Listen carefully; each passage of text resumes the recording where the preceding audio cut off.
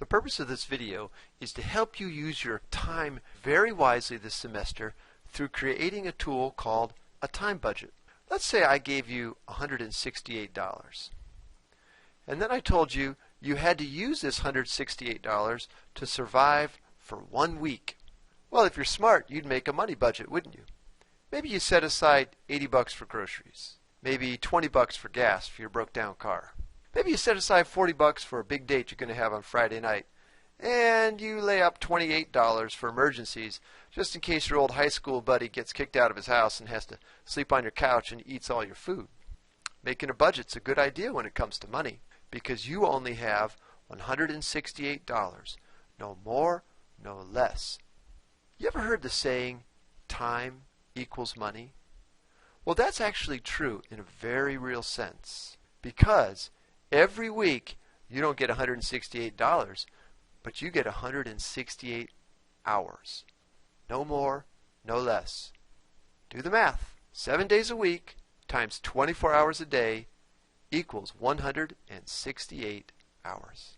So time does equal money in the sense that you have both a limited amount of time and a limited amount of money in this life. So it's very important to figure out how you want to spend both your time and your money. And that's why we want to learn how to use our time budget. Before you learn how to make a timesheet, it's important to ask yourself, in 5 years, where do you want to be? Last semester I asked a student of mine who was struggling, where do you want to be in 5 years? Just to see what her vision was for her life. And she told me, not working at Walmart anymore.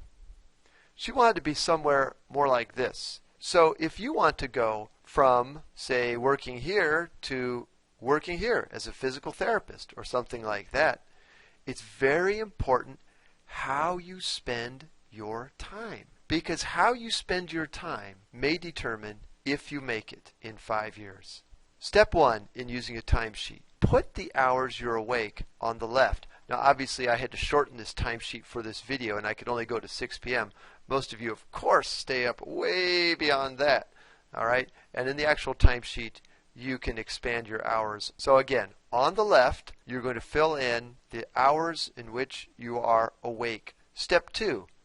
Place the things you must do first. Now step 2 is to place the things you must do first. Now if we look at this student, obviously they have 3 classes on Monday, so they put those in. It looks like they work part-time job, so it looks like they have to work from 4 o'clock on. So they put those hours in. That's something they must do. Again, they have their math class. Looks like they have a CCS class. Maybe they have a kid and they know they have to have a meeting with their teacher at school at 3 p.m. on Tuesday.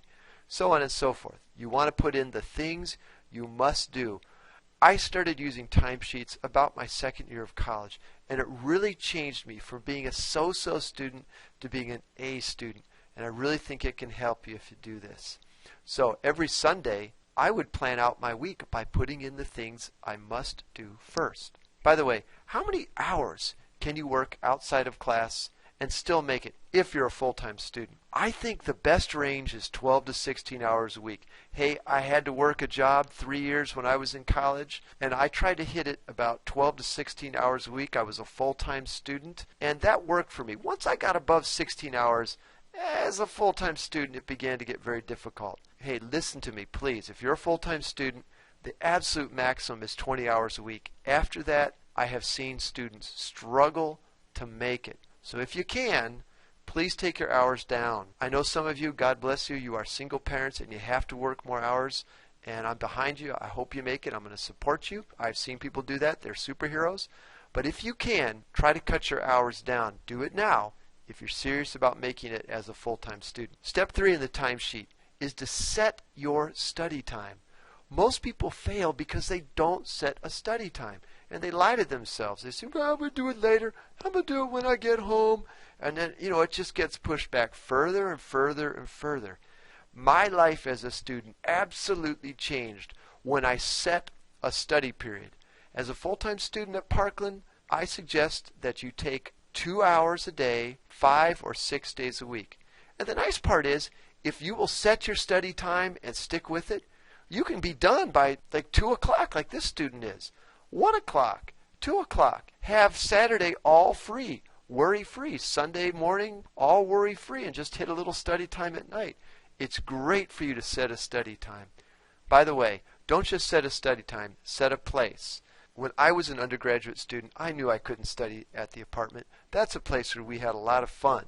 So I would study at the library. Well, here at Parkland College, we have an excellent study center in D120. We have tutors there. They'll help you in math, English, just about any subject. You can even print for free if you're taking my class in the Academic Development Lab. So don't just set a study time. Set a place where you know you'll get your work done. And I think studying down at D120 is the way to go. Step 4. This is the fun part. Add the things you want to do. Let's say you're a gamer. You like video games a lot. Well, maybe you could limit it to Tuesday and Friday. Those are your big game nights where you really get to sit down and have a lot of fun. Maybe you like to ball. You like to play basketball. Well, maybe Wednesday night becomes your basketball night. Or obviously there would be a lot more time in a normal day. You could play basketball more than one day a week, but this is just a smaller schedule I'm showing you here. Maybe you need to set a time for cleaning or doing your shopping. That's cool. You could set that. Maybe you like to work out. You can figure out when you can fit your workout in. I think exercise is awesome. Maybe you need a nap once a week. Wednesday at 3 becomes your nap time.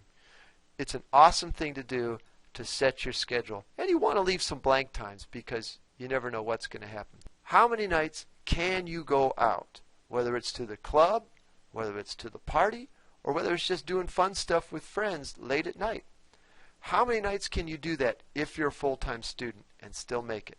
I would say the answer is 1 or 2 nights a week. I've seen it again and again.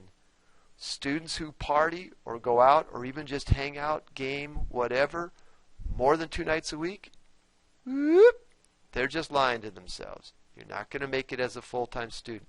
Some of you are gamers. You love video games. Well, how much can you game before it disrupts your ability to make it through school? We actually studied this for one of my writing projects in class.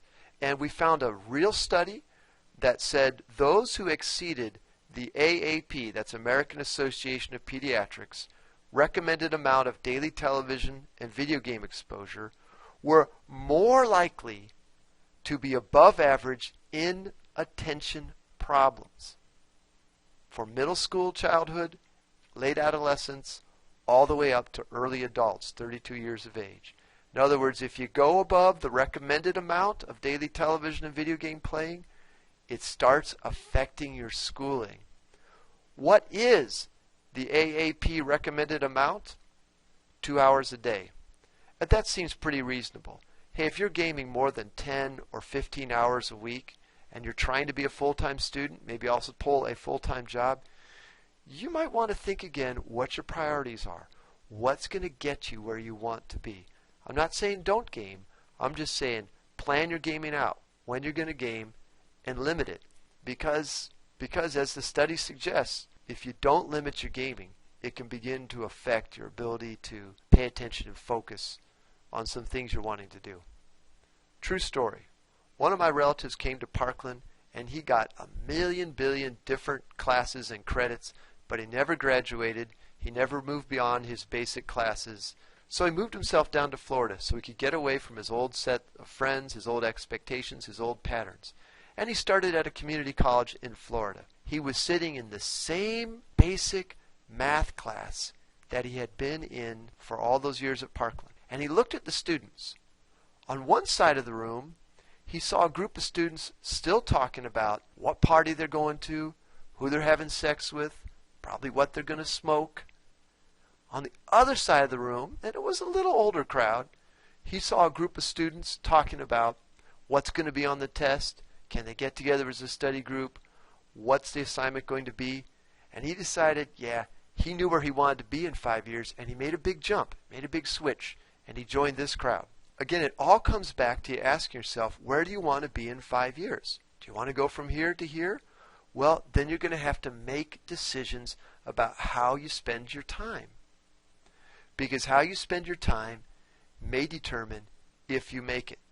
To help you spend your time wisely, why don't you try using this time schedule where you really can plan out the things you have to do, the things you need to do, and the things you want to do so that you know you're spending your time the way you want to be to help you get where you want to go.